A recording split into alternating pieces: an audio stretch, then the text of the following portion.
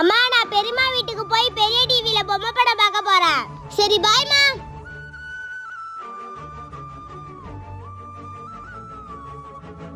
எப்போ பார்த்தாலும் டிவி தான். இன்னைக்கு ஸ்கூல் லீவ் தானே, போய் வெளில எங்கேயாச்சும் விளையாடலாம்ல. காலையிலேருந்து டிவியை பார்த்துட்டு இருக்கேன்.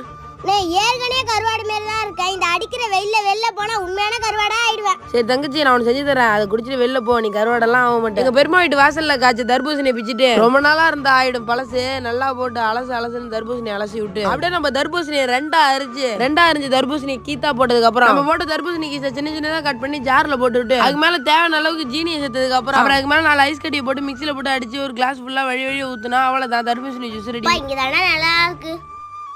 இங்கதான் உட்காந்துருக்கியா? அவன் எங்கெல்லாம் தெரியுது? இந்தா ஐ குடுன டேஸ்ட் அருமையா இருக்குண்ணே. நான் போய் விளையாட போயிட்டு வரேன்.